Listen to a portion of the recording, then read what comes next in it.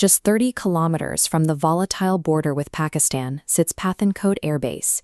It is one of the most heavily fortified positions in the region, operating as a critical hub for India's defense apparatus.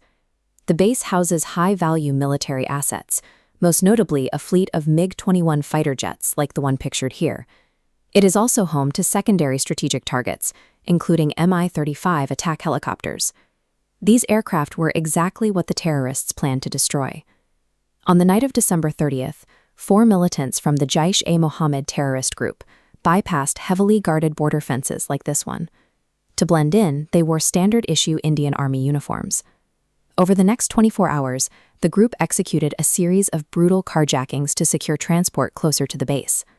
They first hijacked and murdered a local civilian, Ikagar Singh, before commandeering a vehicle belonging to a regional police superintendent, Salwinder Singh.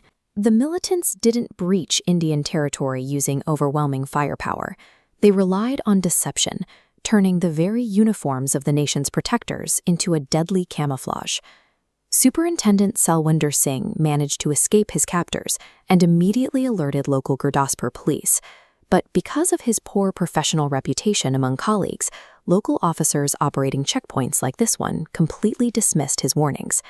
It wasn't until 3:20 a.m. that the alarm finally reached military leadership in Delhi. National Security Advisor Ajit Doval immediately convened an emergency meeting with the Army Chief, Air Chief, and the head of the intelligence agency, RA. Intelligence agencies quickly began intercepting phone calls from the terrorists to their handlers in Pakistan. The attackers repeatedly used the word Air Force, officially confirming Pathankot Air Base as their primary target. Those same intercepts contained a crucial, terrifying detail. Handlers were overheard scolding the 4 attackers for moving too slowly, revealing that a separate group of 2 terrorists had already scaled the base's perimeter walls. Military leadership was no longer trying to prevent a border breach. They were now forced to hunt a divided, invisible enemy that was already inside the wire. By January 1st, a massive military mobilization was underway. Elite units, including NSG commandos, Garud forces, and Defense Security Corps personnel were deployed to lock down the base. Looking at the layout of the base, the defenders faced a massive spatial challenge. The facility spans 25 square kilometers, housing not only the concentrated technical area where the jets are stored, but also vast residential zones where 10,000 family members and 23 international military trainees live.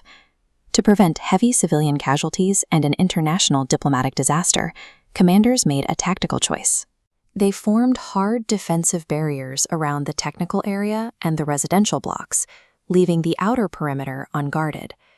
At 3 a.m. on January 2nd, the group of 4 terrorists emerged from the drainage ditches where they had been hiding and launched an assault on the DSC mess hall. Inside the mess, an unarmed former wrestler named Jagdish Chand was making tea. He charged one of the attackers, wrestled away his rifle, and killed him, before being fatally shot by the remaining militants. The military's rapid lockdown had effectively boxed the attackers in. It forced the terrorists into a desperate, premature strike on the mess hall, saving the multi-million-dollar jets, but turning the dining area into a lethal choke point. An intense, hours-long gunfight erupted. The 3 remaining terrorists retreated and barricaded themselves inside a nearby furniture building, exchanging heavy fire with Indian troops. To cut through the chaos of the sprawling compound, military leaders deployed unmanned aerial vehicles, using the drones to pinpoint the exact location of the entrenched fighters. With the coordinates confirmed, NSG and Garud commandos advanced. They utilized overwhelming firepower and modern assault weaponry to systematically eliminate the 3 targets. By the evening of January 2nd, the gunfire completely stopped. With 4 bodies accounted for, the immediate threat appeared to be neutralized. Believing the base was fully secure, politicians quickly tweeted out their congratulations, and defense forces made the call to initiate the final cleanup phase. The relief of a tactical victory created a deadly blind spot. By focusing entirely on the 4 visible bodies, leadership forgot the intercepted radio chatter about the 2 phantom terrorists still hiding in the tall grass. On the morning of January 3rd, Bomb Squad Commander Lieutenant Colonel Niranjan and his team approached the neutralized terrorists to clear the area of leftover explosives. As Niranjan attempted to defuse a device strapped to the fourth militant, it detonated. The blast killed the commander instantly, injuring 5 others. The explosion echoed across the base, serving as a signal to the forgotten second group.